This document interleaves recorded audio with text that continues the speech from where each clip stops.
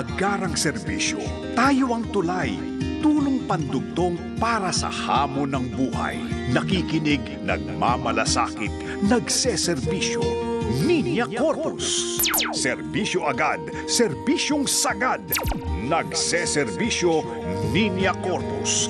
Tuwing umaga, dito lamang sa DZMM Radio Patrol sa 6:30 at DZMM Teleradyo.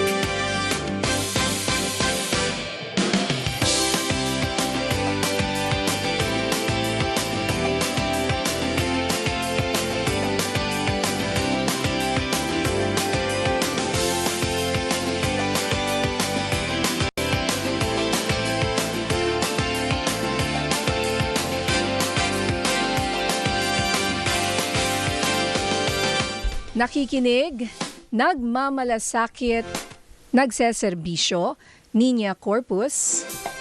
Isang magandang umaga po sa inyong lahat. Ngayon po ay Wednesday, June 24, 2026. Kumusta na po kayong lahat? Grabe no, isang malaking buntong hininga. Kaya pa? Laban lang, no, mga kaserbisyo, mga kapamilya. Batiin ko ng naimbag, abigat, partner. Kaya mo pa, kaya pa. Kayang-kaya para sa ekonomiya, syempre. Diba? Para sa ekonomiya. Oo, para sa ekonomiya. Isang maulang umaga. Well, depende kung nasan kayo. Dito sa Quezon City, medyo maulan. And I believe sa San Juan nga yata. Oo, alam mo ba maulan. na basaan dapat ngayon sa San Juan, paano diba? kaya yun, no? Ay, wala, nabasa na eh. So, Tsaka, ipagka-KJ, no, yung panahon, no? Paano babasahin yung isang basa na sa ulan? Kasi at saka hindi na strict na sila, hindi ka basta kasi, randomly magbabasa ng mga Oo, di ba simula nung tao. nangyari talaga na lagi may away. Oo naman. Nag-cover ka ba dati niyan? Oo, naawa nga ako yung mga papasok sa eskwelahan na kasi hindi taga San yung Juan. bubuksan mo yung pintuan ng sasakyan. Diba? Hindi dapat yun. Mali Or nasa loob ka yun. na ng jeep. Yeah, sa loob Wag ng jeep, ganon. nakita ko yun. Papasok ka di ba? Diba? I mean, abala yun Pero pinagbawal na nga yun Oo, niya, yun Mayor Alzamora. Tapos minsan maduming tubig pa. Wag naman. Diba? Iba yung mga Yun. loko-loko. I mean, nawawala yung spirit nung fiesta na Yes. masaya lang. Tsaka kung sino yung nasa common area, doon kayo magbasahan or kapitbahay mo. Yun na Pero wag nga, naman may yung common papasok. area. Oo. Parang sa paputok rin yan di ba? Yung doon lang sa tamang lugar at nasa lugar. Oo.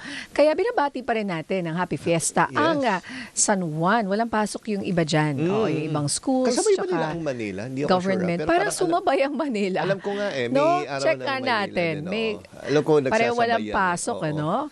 Well, Kaya- enjoy niyo po ang walang pasok, makinig ng balita, maging maalam. Ang aming pag-uusapan ngayong araw ay, ito na naman po yung mga mahirap na usapan. Oo. Pero kailangang maging aware po tayo. Kaya ang ating question of the day, Partner Jack, pabor ka ba sa... Teka, natakpan. Oo nga. Pabor ka Yan, bang... yan. Okay.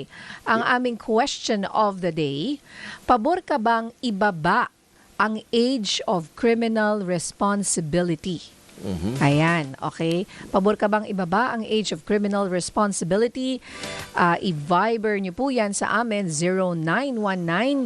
0919-278-3000.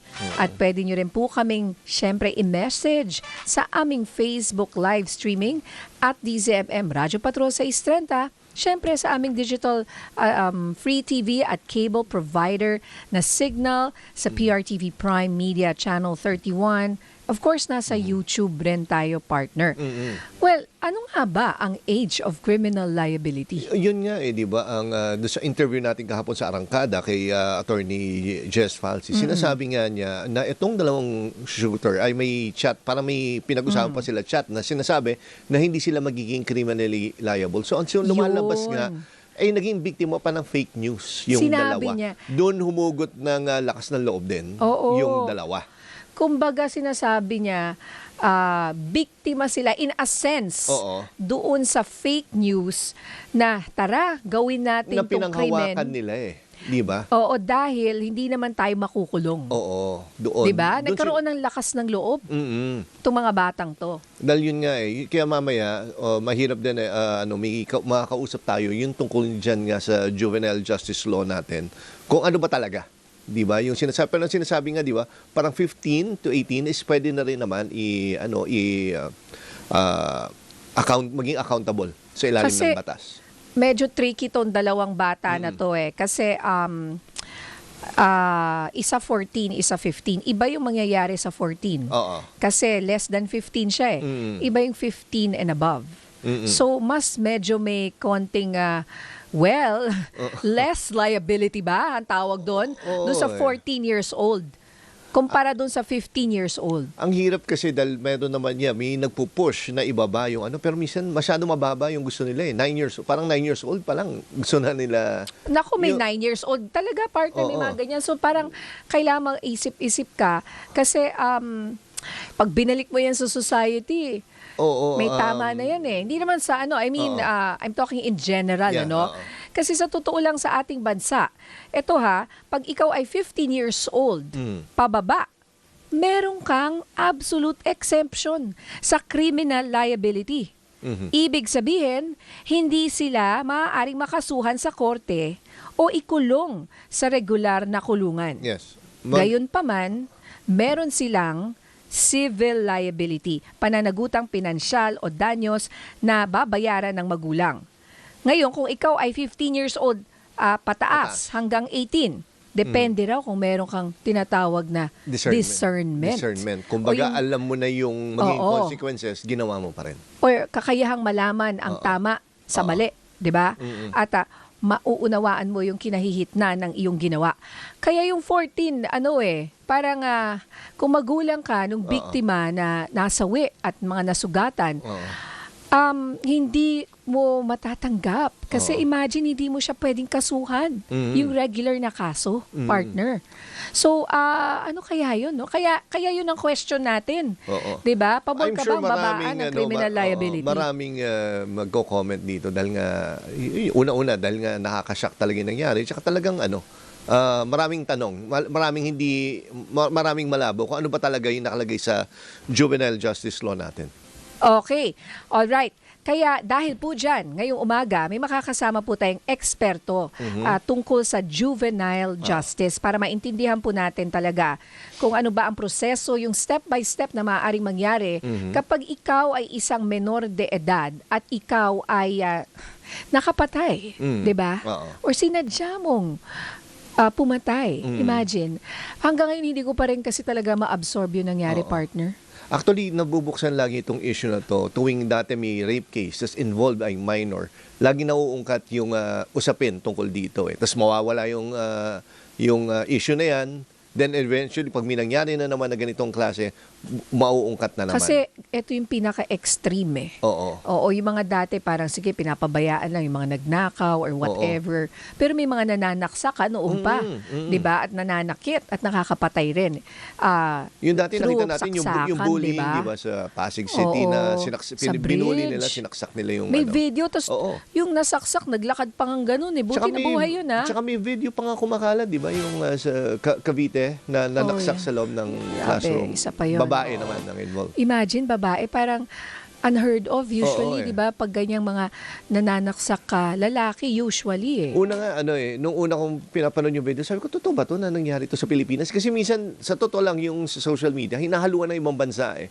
Minsan, kala mo Pilipinas, pero sabi ito, sa Pilipinas talaga nangyari. Ito ay, yun nga, na nangyari sa ating bansa at sa panahon ngayon, partner, parang anything is possible na eh. Dahil sa social media. Oo, yun nga, hindi naman tayo ganyan, hindi naman ganyan yung mga bata eh, no? Kaya nga, dapat strict siguro talaga pagdating sa pagbaban rin ng mga social media na yan. And kailangan natin talagang maging anong tawag dito, you have to put your foot down. Oo. Hindi pwedeng, pwede, tas pwede, hindi pwede, pero pwede. Ito, mga ganun ba? Yung parang half-baked lagi ang Oo, para mas masaya lahat. Wala akong ganun eh. May talagang hindi sasaya sa iyong desisyon. Pero magdesisyon ka. Kasi sa ibang bansa, like the United Kingdom, UK, 16 and below, they banned it. Oo. Yung pag ng certain app. Yes. Yeah, oo. And sa school ng anak ko, minsan kailangan ng iPad. Kunyari, 8 years old, ganyan. Talagang dinala yung iPad sa school at inayos ng school. Tinanggal lahat ng mga Roblox, tinanggal yung mga okay. gaming. Sila You cannot. nag-uninstall. Okay. Hindi ka, may system silang ginawa. Kailangan mo dalhin yung iPad, i-change nila yung settings kasi yun yung iPad for school. Oo. So ngayon, bawal mag-chat. Lahat ba? Wala. Puro school stuff lang yun nandun. Which is Tama great. naman. Oo, Tama. tama yun. Pero may Oo. extra effort yung school na gawin yun. Oo. So, it's palaisipan po yan. Lalo na yung iba, mas late yung pasukan. Pero ako, natuwa ako. Siyempre, malungkot yung mga bata. Galit, di ba? Ganun talaga na Mamamatay ba sila sa galit, di ba? Pero Sa iyak. productive naman yung, for productivity naman yung mga apps na iniwan, di ba? Hindi naman siya yung kung ano-ano lang. Sa totoo lang, kung magulang, kakatulad ko, nakita ko talaga yung difference talaga, partner. Pag sila ay in their world, na naka-online na ganyan, parang wala sila nakikita sa paligid, partner. Kahit sa Nag-iiba ugali. Kahit yung anak ko nag-aaral pa ganun din, halos di mo makausap din eh. Di ba? Yeah, Nung panahon natin, Atari lang, family computer. Parang, doon masaya na eh. di naman tayo. Naglalaro naman ako ng baril-barilan na mga Pero laro, hindi naman ako ganun naging violente sa Sobrang eskwelahan. realistic Oo. eh.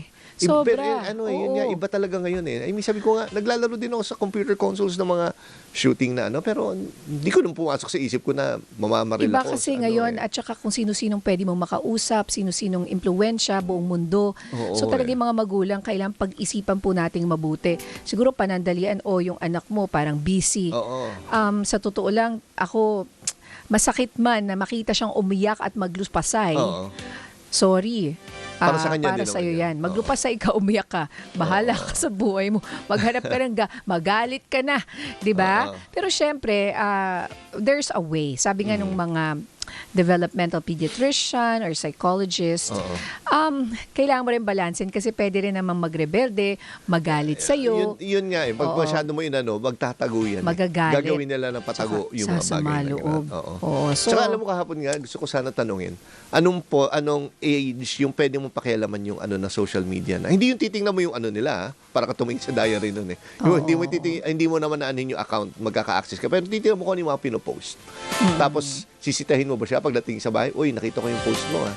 Ikaw ba ganun ka sa mga Alam mo, pag may nakita kang post yung na, ibang, kasi yung anak kong 14, wala naman social media yan eh. hindi siya. Oo, siya yung Okay. wala. Yung iba niyang barkada meron, Oo. pero yung anak kong 14, wala. Pero yung ibang nanay na kakilala ko, may iba silang account. Daming okay. account.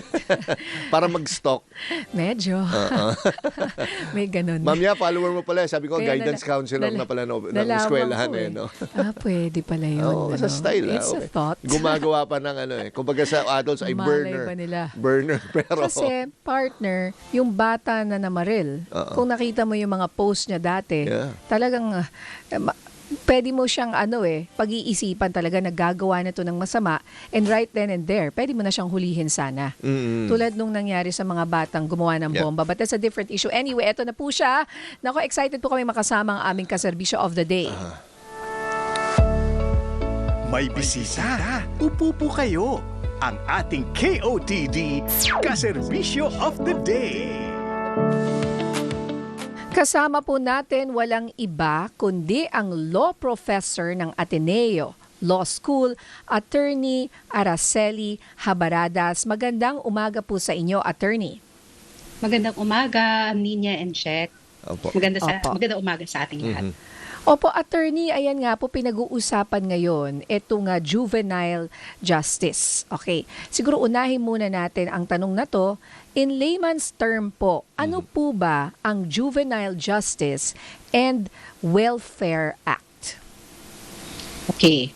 Ang Juvenile Justice and Welfare Act, para simple na lang, ang sinasabi dito ay kapag ang bata ay may nagawang mali or krimen at offense, Iba ang pagtrato sa kanila kumpara kung isang adult ang gumawa ng krimen. Mhm. Kasi meron tayong criminal justice system na kung tayo'y nagkasala, meron tayong prosesong pinagdadaanan. Yes. Ang mga bata, pag nagkasala, may ibang proseso din silang pinagdadaanan to make them accountable. Okay. Yun, Pero sa age-appropriate yung mga proseso na ginagamit doon. Pero attorney, yun nga, doon sa existing na policy or dito sa bansa, ano ba talaga? I mean, pag 15 to 18 and then yung mga 15 below, paano pa talaga ang nakalagay sa batas natin? Okay, yung simple na lang, no? And I Yes. think you've heard this sa maraming interview na rin. Oo.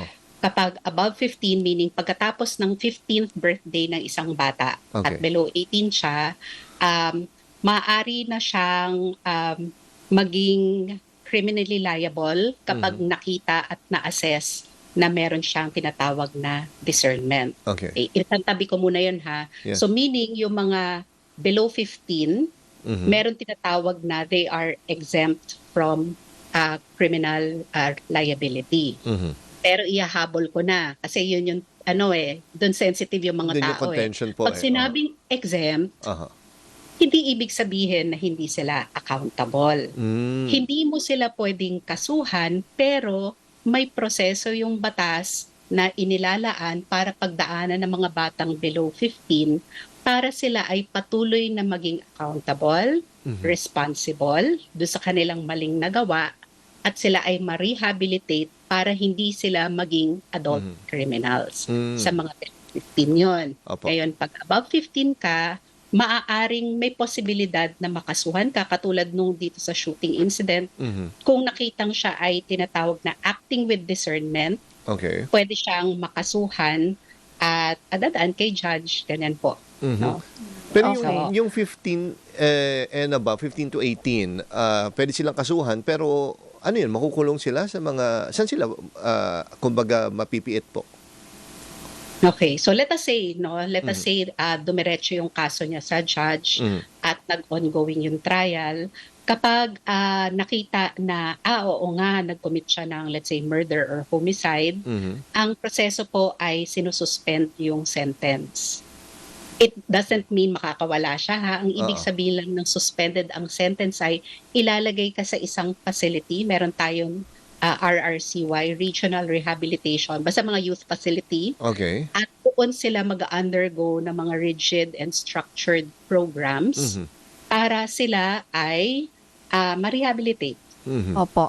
And they will still be deprived of their liberty. Kumbaga, wala silang kalayaan pa rin. Yeah. And then after that, itutuloy po yung kaso, ganon? So tuloy yung kaso sa korte, tapos pag sinabi ng judge, oo nga, parang siya ay may ginawang mali, suspended yung sentence, imbis na mag-rule yung judge na sabing kulong na, suspend yung sentence, ipapasok ka namin sa RRCY dun sa facility, at meron kang programang pagdadaanan dun para ma-address yung mga dahilan kung bakit ka nag-commit ng offense para ma-rehabilitate ka at umayos ka. Pero at a certain age, kung nakita na hindi ka umayos, hindi ka na-rehabilitate, pwede kang gumraduate dun sa regular na kulong. So yung So pagdating niya, Natatamang edad ka na. so yung suspension mawawala. Oo. 'Di ba? Itutuloy yung kaso sa iyo at pwede kang Tuloy yung sentensyahan. kulong. At mapunta ka sa regular Tuloy na jail. ang sentensya. Oo. Kasi tapos na yung kaso di ba? Oo. So ito yung sa 15 and above. Yung 15 and below, yan po kasi parang hindi matanggap ng marami. Oo. Aba, wala mangyayari dito sa 15 and below? Hindi totoo yun na walang mangyayari sa kanila. I mean, meron pero Iba hindi ganun ka, parang hindi enough yung mangyayari sa kanya. Kaya can you give us a step-by-step process po dito sa 14, Yung for example sinasabing po? exemption? Yes, from Jan. criminal liability. Okay, I will just latch on a bit yung sa nabanggit mo niya na yung impression kasi ng tao, yung Yeah. hindi Yes. enough. Ano ba ang ibig sabihin natin ng enough, 'di ba? Enough ba is equivalent to makulong? 'Di ba? So doon yung question. So kung may mangyayari ba, meron. And sa katulad nitong yung kinukwento nyo, yung pangalawang bata, 14 siya, 'di ba? So Yeah. below 15, ang mangyayari sa kanya kahit exempt siya from criminal liability, I think ngayon nasa bahay pag-asa na siya, meaning deprived na rin siya ng liberty at sa ilalim ng batas natin, Pwede kasi na ipa-involuntary commitment kaagad yung batang yan, meaning tatanggalin siya sa pamilya niya, tatanggalin siya sa community niya, ipapasok siya sa bahay pag-asa at kinukuha na ng estado yung guardianship sa kanya. Mhm. At doon sa loob, technically parang nakakulong ka rin, di ba? Because you're deprived of liberty. Ang requirement sa batas, I think, is at least 1 year na nasa loob ka at kailangan kang mag-undergo ng mga programa, intervention programs, counseling, anger management. It's a whole set of intensive interventions para ma-address rin ang dahilan kung bakit sila nag-commit ng Yeah. ganong offense. Oo. And I think that's, by my standards, that's enough. Age-appropriate lang yung pamamaraan Mhm. na ginamit. Yun. Pero 1 year. And then after 1 year, ano pong pwedeng mangyari? At least, sa understanding ko is very similar din. I-evaluate kung sapat na ba ang programang binigay sa'yo. Pero kung hindi pa, I assume that you have to keep on undergoing and doing your intervention. So itatest kung ano yung naging impact sa bata, kung nagka-remorse ba siya, naintindihan niya ba yung consequences ng ginawa niya, titingnan ano ba ang chances na magko-commit ulit ito ng mali. Bago mo idalhin sa society ulit. Yes. Oo. So Yes. you mean to say, Attorney Araceli, yung 14 years old dun sa bahay, pag-asa nga na hindi siya free, deprived of liberty nga siya. Let's say 1 year, 2 years, sabihin na natin 3 years. Ano na siya? 15, 16, kunyari 17. At nakita na nung 17 siya, after 3 years of rehab, mukhang nagsisi naman tong bata na to, pinagsisihan talaga niya at gusto niya talagang magbago. So, ibabalik na siya sa kanyang mga magulang, ganon? Or pwede na siyang makalaya? Mhm. Hindi ako social worker, so medyo limited yung capability ko to explain, no? Oo. Pero meron silang tinatawag na after that, hindi yung, okay, sige, alis ka na, bahala ka na. May tinatawag pa silang konsepto ng maliban sa rehabilitation, may tinatawag pa silang bahagi ng reintegration, yung kakayanan niya na bumalik sa lipunan at maging productive citizen. 'Di ba? So binabantayan pa rin yan para tingnan na okay ka na ba or hindi. So it's a long parang period of responsibility sa bahagi ng estado para matiyak na umayos ka na ba talaga, naintindihan mo na ba yung maling ginawa mo at hindi ka na ba uulit. Kasi we're talking rin naman about, generally rin naman, Attorney Araceli, hindi naman lahat nakapatay, hindi naman lahat ganito kagrabe yung crime. So, there are other kids siguro who deserve a second chance. Yeah. Pero, ngayon po kasi may mga very emotional ang public. Some talagang people galit feel kasi. that, well, at this point pa lang, di ba, na some people, kahit na bata pa yan, sa gravity nung ginawa niya, parang ang hirap bigyan ng second chance. Oo, sa At totoo lang- isipin na mayroon pa ba, pwede pa kaya magbago tong batang to? Oo, honestly, yung karamihan sa Nakakatakot. social media is talaga out for blood din eh. Yung Di para ba? syempre, Sobrang di ba? yung galit po nila eh. Oo, pero ayun nga, Attorney Araceli, yan siguro yung mga emotion speaking, but yung spirit of the juvenile justice law, para sa maintindihan ng lahat. Kasi gusto mo rin naman silang ibalik sa society and give them a second chance. That sometimes they deserve it. Tama po. Okay, so thank you Ninya na binanggit mo yon, no. It's true na yung insidenteng ito ay isang trahedya. Very unusual itong kasong ito. And our sympathies go out dun sa mga naapektuhan. But here's the thing, tama ka Ninya na sinasabi mo, ang batas na ito ay actually progressive. It's really intended para ma-address yung needs ng mga batang offenders, and there's a whole range of offenses. And it's really for the benefit of minors. Ibibigay ko lang ng konting konteksto para maintindihan ng tao, bakit ba nagkaroon ng ganitong batas? Nagkaroon ng ganitong batas because it works on the premise na ang bata ay iba sa matanda. Iba ang judgment at decision-making abilities ng isang bata kesa sa matanda. Kaya nga hindi pwedeng bumoto ang bata eh. Hindi yan pwedeng pumirma ng kontrata, hindi yan pwedeng umutang sa bangko, hindi yan pwedeng ikasal. Kasi ang belief ng lipunan at ng Estado, hindi pa sapat ang kakayanan nilang maintindihan ang mga desisyon nila. Correct. Diba? So kung yun ang basehan natin, pag below 18, ang mga adults ang responsible na mag-decide para sa kanila. So coming from that belief na yung kakayanan nila is hindi pa sila developmentally advanced compare sa adults. So dahil doon, ang assumption natin pag may ginawa yan, it means yung level of brain development ay hindi pa katulad ng mga matatanda. Kaya hindi sila pwedeng itrato katulad ng matatanda. Therefore, using the words of Nina, maraming mga bata ang nagde-deserve na mag-undergo ng rehabilitation at mabigyan ng second chance. So, Pero yun nga po, pero may mga ibang hindi. Feeling namin hindi. Hindi. In general, I'm sure, hindi naman perfect ang batas or perfect itong mga ginagawa natin. But for sure, may mga they don't deserve a second chance kasi baka gawin nila uli. Maging salot uli sa lipunan, makapatay pa uli. Hindi ba, attorney? So ngayon, yung proposal ng iba, gusto nilang ibaba yung sa 12 years old, 'di ba? Yung batas na nagsasabi na yung criminal responsibility or liability ay 15 and above. Gusto nilang ibaba sa 12. Yeah. Opo. Baka merong kailangan palitan yung batas, no, Attorney Araceli. It's going to be a process.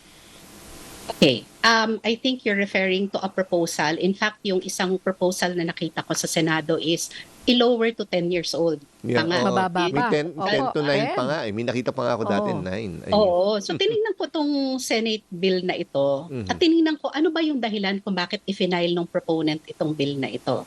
At yung nakita ko sa explanatory note, ang sabi ng author ng bill ay dahil daw ang mga bata ngayon ay exposed na sa maraming modern sensibilities at dahil exposed na sila sa maraming technological advancements. Yung pinag-uusapan yung kanina ni Jack, di ba? Dahil daw doon sa exposure to technology, mas mabilis na daw ang development ng matured discernment ng mga mas bata. Yun yung argument doon sa Senate bill. To which I agree. I disagree. Because access to technology and access to more information is not equivalent to development of mature judgment. Hindi siya pareho. Hindi porket dumadami ang alam ng isang bata, ibig sabihin ba may nag-i-improve yung ability nila to resist peer pressure? Nagkakaroon na ba sila ng better assessment ng long-term consequences ng kanilang actions? Kaya na ba nilang mag-emotionally regulate? Hindi pa rin. 'Di ba? Kahit anong teki ng bata, it doesn't follow na nagiging mature sila along the way. So I think it's not a good reason based sa Senate bill to argue that way na di porket magaling magpindot sa mga computer at ganyan, nag-mature na sila. In fact, I would argue dahil mas exposed ang mga bata sa technology and more information, mas nagiging vulnerable sila. Mas biktima pa sila. I medyo sensitive ako to use the word biktima but I agree with you, Nina. Kasi yung mga totoong biktima, they will feel bakit sila biktima, di ba? I will feel that they are more vulnerable. Yung brain nila, hindi pa nakaka-catch up. Yung ability nila to emotionally regulate, wala pa. And science will show up until early adulthood, hanggang nasa 20s ka, hindi pa fully developed ang brain mo. Hindi much more yung 10 years old. Opo. Pero attorney? So how, pwede kayang may parang, anong magandang reason or baka pwedeng ilagay doon na baka sa isang pambihirang pagkakataon kapag ganito, di ba? Parang ganon. Okay. Sa ilalim ng batas kasi natin meron naman Okay. Diba? In fact, ang sa ilalim ng batas naghahanap po kami kasi syempre yung emotions bilang magulang talagang I understand. I understand. Kaya nung inamend yung batas many years ago, meron yung window na kapag below 15 ka pero above 12, if you commit a serious offense, dati kasi binabalik ka kagad sa community doon sa lumang version ng batas. Pero dinagdag sa batas na kapag above 12 and below 15, which is one of the suspects, di ba? They will already go through an intensive intervention juvenile justice program. So parang tatanggalan ka pa rin ng kalayaan. And iba yung programang ibibigay sa'yo. Siguro, I can see the uncertainty there. Dahil with the tragedy, we feel very emotional and we're looking for immediate solutions. Pero sa tingin ko kasi, ang belief ko is medyo pag emotional tayo and we decide to change the law based on this one Yeah. unusual incident, baka hindi natin sinosolve ang problema. Okay? Ba- I think the better question to ask is, bakit ba nag-o-offend ang mga bata? Hindi natin pinag-uusapan yun. Ang pinagdedebate natin, 10 ba, 11, 12, 13 years old. That's just, very sorry, but medyo superficial yung debate kung pag-uusapan lang natin yung numero. But if we ask, bakit ba nag-o-offend yung mga bata? Saan ba nagkulang ang mga adults? I would add so many things na sana yun ang maging subject ng debate para may makuha tayo sa trahedyang to. Meron ba tayong victim support and protection legislation? Wala. Kamusta ang security and safety sa schools natin? May polisiya ba tayo? Wala. Ano ang government response pagdating doon sa unlimited access to technology ng mga bata? Wala. Kamusta ang educational system natin and the mental wellness of children? Wala. Children offend because of many things, and among them are dysfunctional family, wala silang support system, economic factors, adult exploitation. There are so many real reasons why they offend. Yes. Pwede yun ang pag-usapan natin, di ba? Hindi yung Opo. 10 ba or 11.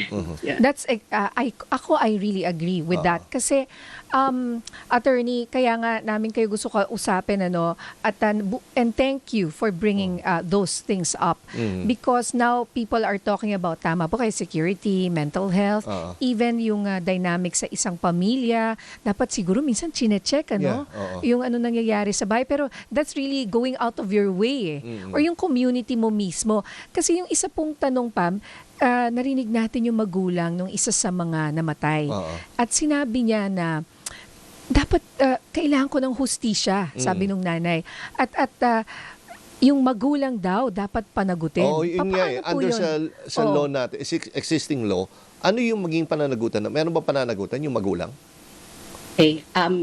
I can't say na sobrang expert ako sa aspetong to, but roughly, di ba, parents can be civilly liable doon sa mga offense ng anak nila.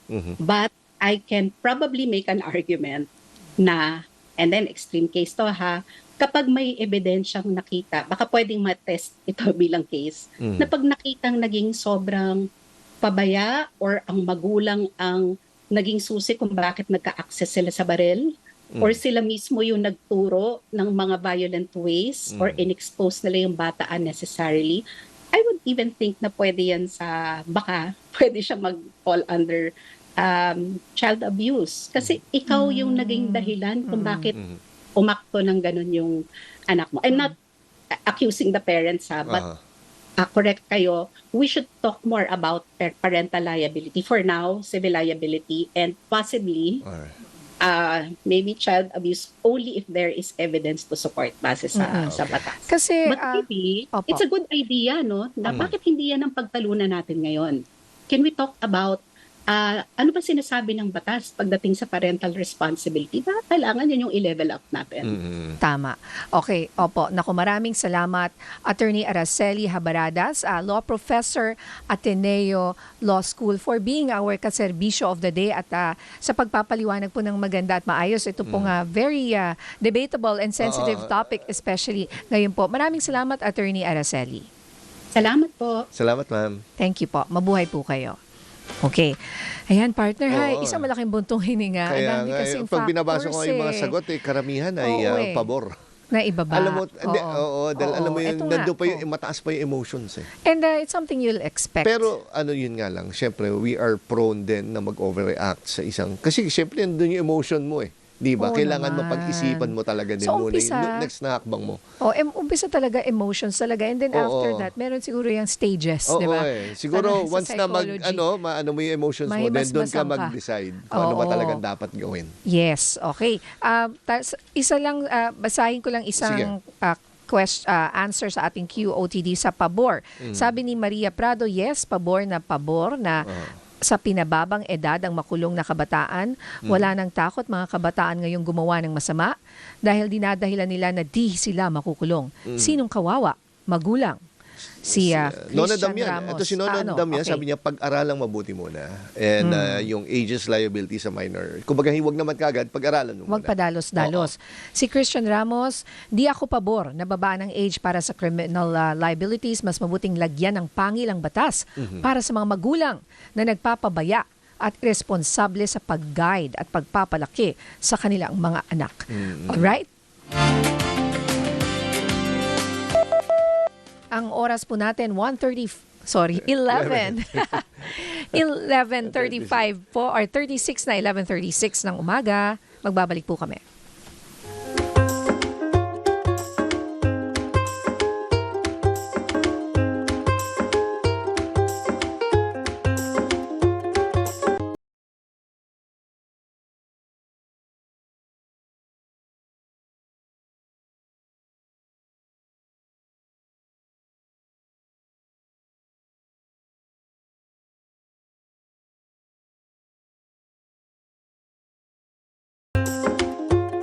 Serbisyo, Ninya Corpus kasama si Migs Bustos sa DZMM.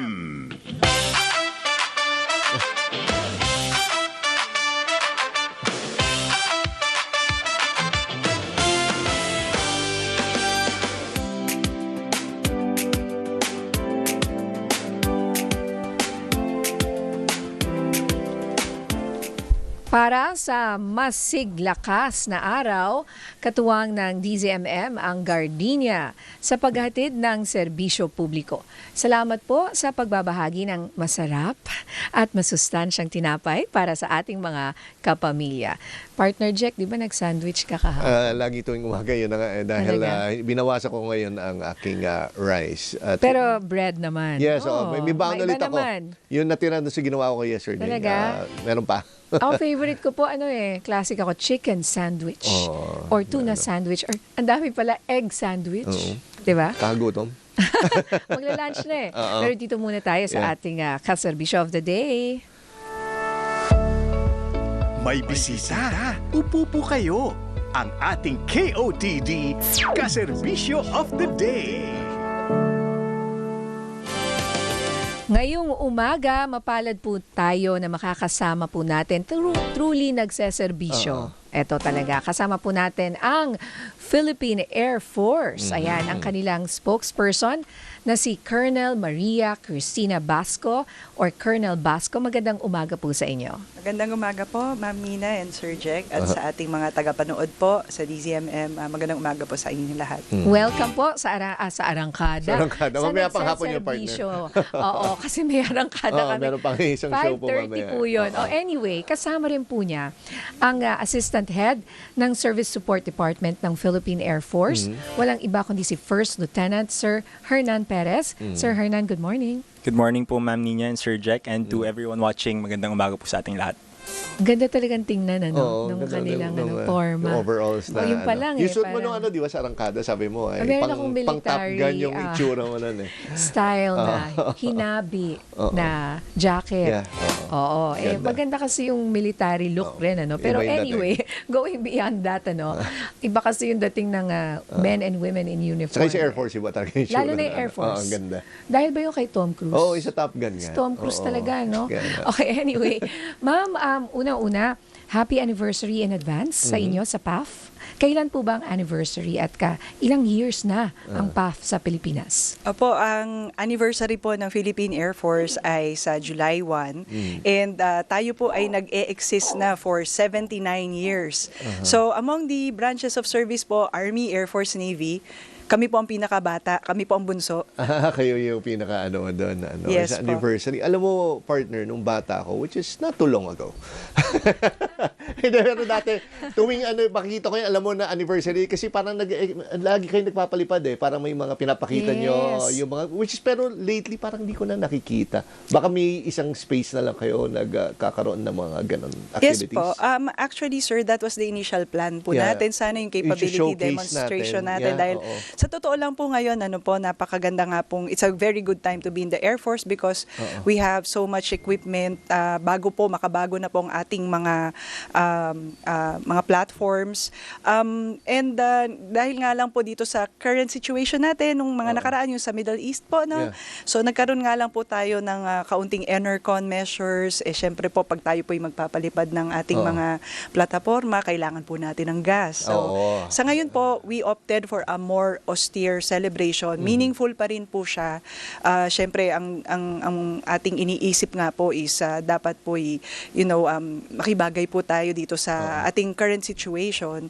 And ang focus po kasi natin ngayon is dun sa mga more important operations natin. Oo, sayang nga rin naman sa gas. Oo, pero dati pero nung bata ko nakaka-inspire, ibang feeling nakikita ko pa yun Oo. yung mga, well, hindi naman yung tora-tora, no? Pero yung mga, ano ba, kalimutan ko na yung mga planes na yun eh. Pero maganda eh, makikita mo talaga sila, ang ganda. Dahil maingay. Ayan, Oo, ang ganda. last year, dun sa 80th anniversary ng Battle of Manila ba yun?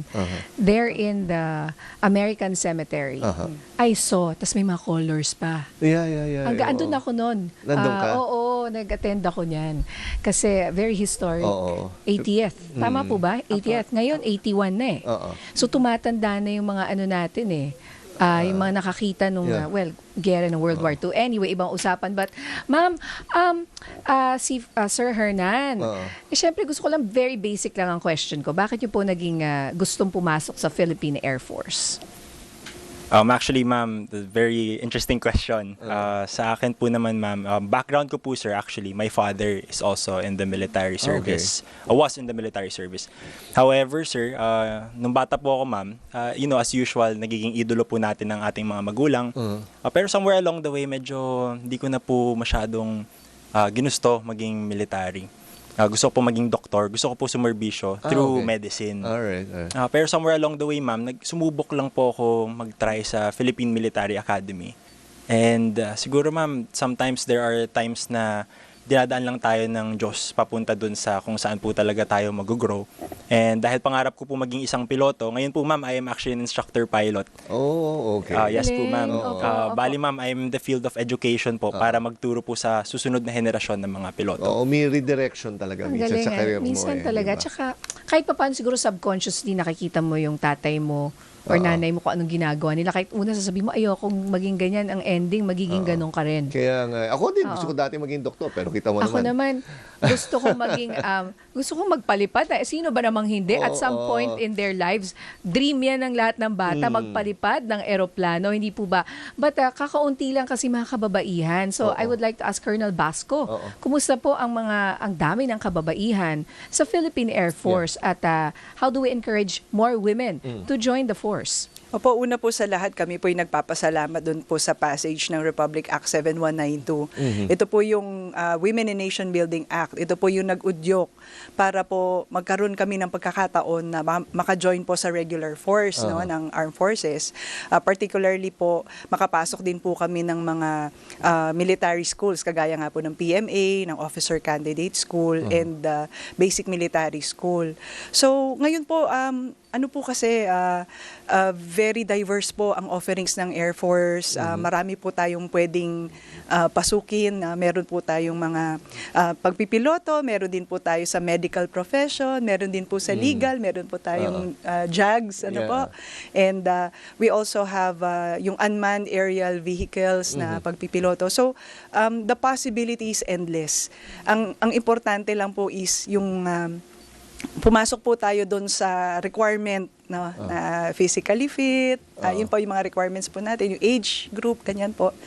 So, ayun po, I'm very happy that nagkaroon po kami ng pagkakataon na makabilang po sa Philippine Air Force. Pero kamusta, ma'am, ang fleet natin? I mean, kamusta na tayo? I mean, very capable na ba tayo? Just in case, huwag naman mangyari, di ba? Pero, like, meron na tayo problem sa West Philippine Sea. Kamusta yung fleet natin sa Air Force? I mean, nag-improve naman over the years. Opo, actually nga po, dahil nga po sa strengthen modernization efforts po natin and sa suporta po ng ating liderato, ng ating Commander-in-Chief, and ng ating Secretary of National Defense, patuloy po tayong kumukuha ng mga platforms and we're beefing up our capabilities.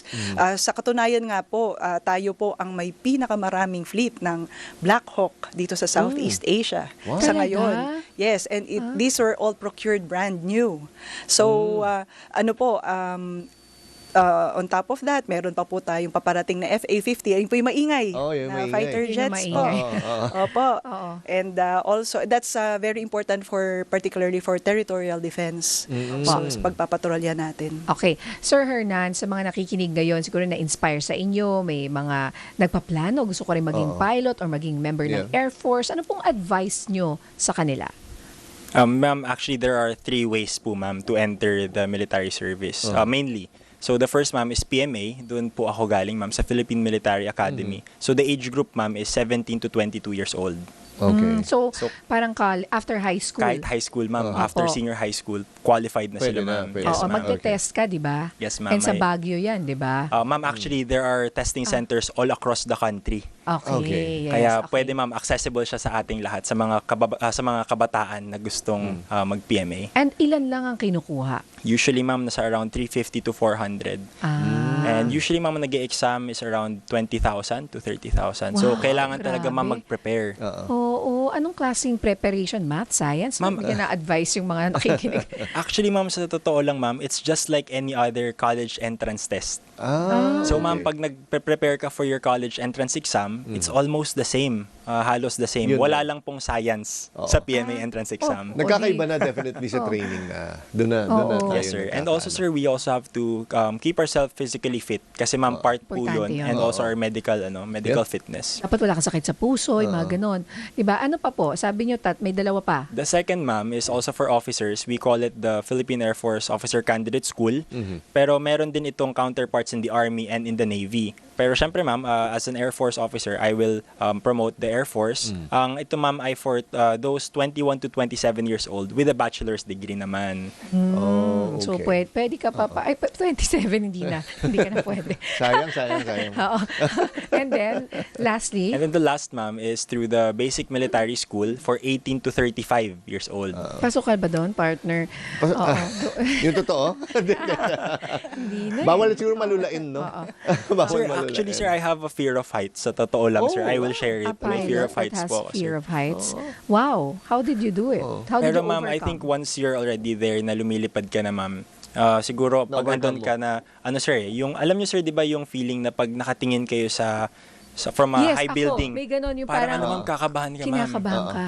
Oo. Pero ma'am, when you feel safe sa ginagamit mong equipment, ma'am, then you're, okay. nawawala yung takot na yun, ma'am. Talagang nasa Ferris wheel lang, safe nene-nervous pa ako. space. Safe equipment, importante talaga yan. kaya nga. Okay, maraming salamat po sa inyo. Thank you for coming. It's such a welcome, Ay, parang congratulations po. Maraming salamat. nakaka-good vibes lang kahit papano coming from all the news that's going on, ma'am. So I would like to greet you a happy 79th anniversary po. Ano po abangan sa anniversary natin? Okay po, meron po tayo mga pre-anniversary activities na ginawa, like meron po tayong Air Power Symposium, Youth Leader Summit, also exhibitions to different schools like yung UST po, Okay. and yung DOLE. So, kumbaga tayo, pinapakita po natin sa taong bayan na very active po ang Philippine Air Force at kami po ay nagpapasalamat sa trust and support ng ating mga kababayan. Sa katunayan nga po, mataas nga po yung score po natin sa yung trust and satisfaction ratings po. So, maraming salamat po sa ating Ayan. mga kababayan. Maraming salamat po at mabuhay po ang Philippine Air Force. Thank you for your service yes, po. yun po. Yun din sasabihin ko, thank you for your service, ma'am. Opo. Yan po si Colonel Maria Cristina Basco, spokesperson ng Philippine Air Force, at si First Lieutenant Sir Hernan Perez, ang Service Support Department ng Philippine Air Force. Yes. Thank you so much. Thank you, ma'am. Thank you po. Sir, ma'am. Ang oras po natin, 11:51 ng umaga. Magbabalik ang nagseserbisyo Linya Corpus sa DZMM Radio Patrol 630. Migs Bustos sa DZMM.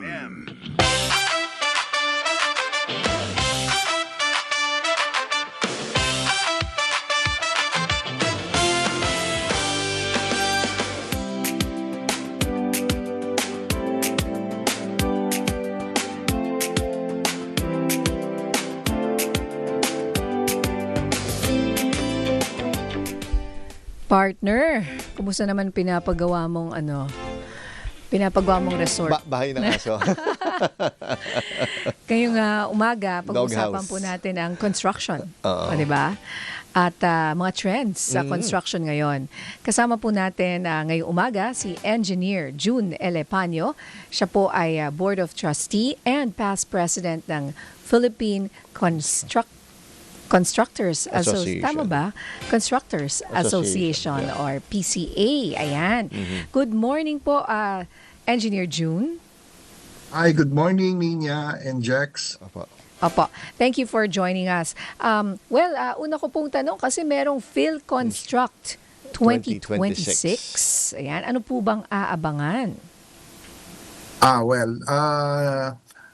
Yung aming PhilConstruct for 2026, this is actually a yearly event namin, no? And this event highlights yung mga bago sa construction, mga technologies, building materials, mga smart building solutions, heavy equipment, and even sa mga air conditioning innovations, no? And these technologies are both from local and international. Okay, sir. Go ahead po. Okay, so Okay. saan po ito gaganapin? Ang venue ho namin for this year, for this coming one, is in SM Mall of Asia, no? Sa SMX. At saka another location is SM MOA Concert Grounds. Yung sa SMX, yan yung indoor exhibits namin. Yung sa concert grounds, yan yung outdoor exhibit namin. Hindi lang, magkalapit lang naman sila, hindi ganong kalayo. Po. So meron po bang tickets? Kailangan po bang bumili ng tickets or libre po ba ito? Actually libre po ito. Meron kaming link that you can register before the show, no? But during the show, that's where we have to charge, no? That's why we are encouraging everyone to register right now. And I hope you can see it in our posters in our digital media advertisements. Po. So ano po yung makikita dito, engineer, dun sa event na ito? I mean, nandun yung mga materials na pwedeng, yung mga makabago, like, di ba, nauuso ngayon yung sa parang mga container van. Kasama ho ba yan, yung mga options na ganun po? Opo. Doon sa indoor exhibit namin, doon karamihan yung mga sinasabi yung mga ginagamit sa construction, even sa mga finishing materials, no? Yung mga ginagamit natin even sa bahay, sa mga opisina, at sa lahat ng mga where construction is being done, no? And on the outdoor display naman, doon sa MOA concert grounds, yes. yeah, we have the equipment. Okay. We have equipments there. So medyo merong mga heavy equipments doon. That's why we need to bring it outside. Okay. May mga heavy equipment. Yung mga nakikita ko dong mga, yung sa pictures po, no? Ang tawag sa mga ganun po. Example Yung ng mga equipments. mga crane, mga Yes, mga crane, mga yung- trucks, mga bulldozer and excavators. Oo. Tsaka yung parang lift ng para sa mga workers, di ba po? Yes, Yeah, yes. yeah. Okay, mga Naka-display ho sila doon, and then Yeah. some of them are operational also, and although we don't encourage the visitors to try it, no, just look at it. Delikado. Para makita lang, no? Alam mo, Baka natatakot mag-wild ako sa yung ganyan, ano baka dun, no? mabagsakan ka di ba? baka Sorry mag- po. Di ba? Pero kung kayo gusto Opo. niyong subukan, meron kaming tinatawag na simulator doon. Simulator lang. Simulator, yes. I think you should try and take a look at it, and there you can simulate operation of a backhoe, backhoe, bulldozer, and different earth-moving equipments. Opo. And last question po, ano po ba yung mga trend na umuusbong sa construction ngayon? Well, basically, it's now we're looking towards more on the environment, no? Yung mga energy efficient at Okay. saka yung mga tatawag naming mga green buildings, no? Sustainable. These are the trends right now.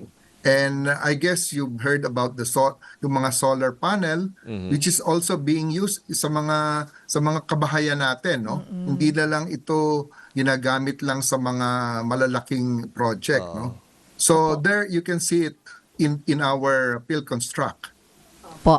All right. Nako, maraming salamat po and good luck sa PhilConstruct 2026 na gaganapin po sa SMX Convention Center and SM Concert Grounds. Ngayon na po, this weekend, June Yeah, it's starting 25 tomorrow to po. 28. Starting tomorrow. Good luck, sir, and more power po sa Philippine Constructors Association po. Thank Maraming you, sir. salamat din po. Maraming salamat. Maraming Salamat salamat po sa oras niyo, sir. Thank you. Ayan, partner, kailangan mag-register ka Oo. para hindi magbayad ng ticket. Oo, di ba? Oo. Parang interesting yung dalhin niya. Oo, Maraming parang ako innovation rin nga. Yung, na-interest. alam mo, lagi Actually, ako, dati ko pa gusto pumunta kasi Tumi- every year we have them. tumitingin ako online. Oo. Kasi napapassionate ako yung mga gawa sa, yun nga yung mga container vans. Oo, Yung parang nakakatawa naka-ready rin. na. Ready Pero na. yun lang sinasabi ko, di ba maingay yun? Or, Maingay. Maingay yun, Kaya di ba? malagyan ng Oo. baka may Hindi, soundproof katulad sa amin sa something. Batanes. No? Diba? Sabi ko, baka pwede sa Batanes. Yun, Kasi alam mo yung mga sa amin, stone mahal houses nyo. Tsaka mahal ang ang construction sa amin. Kasi binabar ko pa eh. Yun nga, naku, ibabarko mo yung Oo, container van. pero ang hirap din kasi bumili ka ng mga construction materials. Kasi Oo. ang mahal. Tsaka bawal gamitin yung ibang Yeah, bato doon, oo, di ba? oo. Pinagbawal na eh. Oo, kasi baka maubos. Kaya nga. Ayan, so anyway, very interesting po. If Itong you have PhilConstruct. time, June 25 to 26 dyan po sa SMX, Philippine Constructors Association in support of the Ayala Foundation. Ayan, maraming salamat po. Partner Jack, salamat sa iyo. Yes, salamat din. And see you later sa Arangkada Balita. Salamat rin pala kay Maring Maan Makapagal Oo. for filling in nung ako po ay talagang walang boses. Oo. Last week wala talaga. Isang linggo. Kahapon nga, di ba, hinahanap ka ni Attorney Falsi. Oo Kala nga. wala ka. Sabi ko, hindi, nandyan siya. Medyo Nasa tabi ko naman voice siya. rest. Oo. Opo. Maraming salamat, partner. Susunod na po ang headline ngayon. Kasama sina Jeffrey Hernaez at Rica Lazo. Ito po si Nina Corpus, nagseserbisyo. Bye! Bye. Ingat po kayo.